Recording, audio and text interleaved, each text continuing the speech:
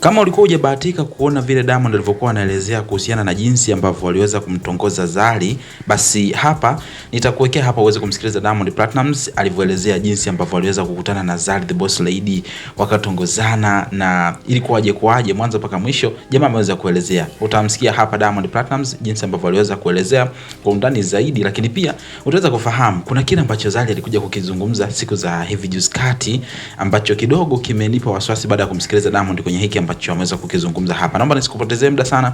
Nataka nikuwekee hapa umsikilize Diamond Platnumz alafu nitarejea kwa ajili yako, ila naomba nikukumbushe kwamba kuna mengi zaidi ambayo hupaswi kuyakosa kabisa. Nitakuwa nakusogezea hapa kupitia channel yetu. Kwa cha kufanya, kama ulikuwa bado hujasubscribe, tazama chini ya hii video hapo, utaona kuna neno limeandikwa subscribe. Fanya tu kulibonyeza mara moja tu.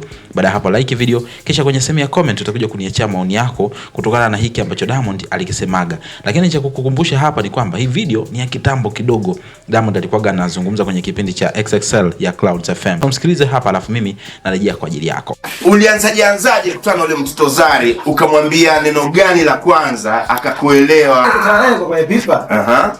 Kwanza kushiriki kwa baby kwenye pipa na mtoto huyo hapo mkutana. Kwa mimi nikaona kimo moja nikawa mimi nimewakaelea kilo na nifanya kama unakausha.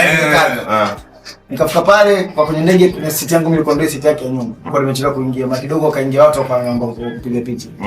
Akashinda kujizuia. Mimi naomba nipige picha. Okay. Sasa yule mzungu alikuwa pale mbele.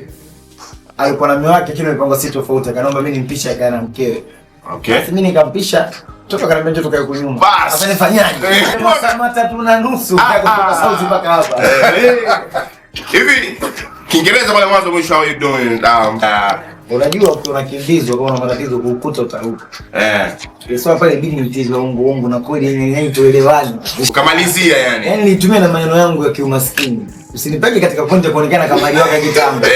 Yaani maneno yangu ufanye ujanja yani hiyo. Tufundi fulani hivi na nini nikajifanya kama pale unajua hivi tu fulani unajua yeye. Lakini niliona kabisa kama mimi sina mtonyo huu. Kwa mimi pale yani nimetumia maneno mengi tu, lakini ukiangalia kiuhalali kienda mitonyo nilikuwa ni uongo. Mimi nampenda Zari kitu kimoja. Zari. Unampenda Zari? Ndio. Kwa sababu gani? Sio hivyo. Nampenda Zari kwa sababu ni mwanamke ambaye anajua kutumia fursa. Aliangalia hii timing hivi. Iko vizuri. Na unaonaje alichokifanya? Akifungua duka lake Bongo, mama anauza sana. Hebu imagine kutoka kwenye followers 26, 24. Sasa hizi ana karibu 300 anaenda kwa 400 hivi. Of course. Mimi nampenda kwa sababu anajua kutumia nafasi. Hivyo tu. Lakini sio mtonyo. Lakini kama unakumbuka vizuri ni kwamba Zari yeye alituambiaga kwamba alimuoneaga huruma Diamond Platnumz.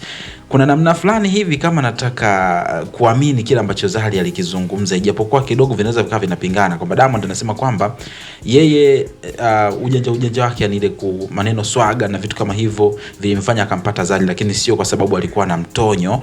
Na ukikumbuka kuna video fulani nilikuletaje juskati hapa, Zari alikuwa akisema kwamba eti Diamond Platnumz, yani yeye kuwa na Diamond Platnumz ni vile tu alimuonea huruma, lakini Diamond hakuwa type yake kabisa yani. So alimuonea huruma akaona so kesi acha mkubalie wakawa wapenzi. So yawezekana Zari akawa sahihi kwa namna fulani hivi. Mimi acha nikuwekea hapo hiyo video ambayo bila shaka nilikuletea nukuu ya kila ambacho Zari alikisemaga.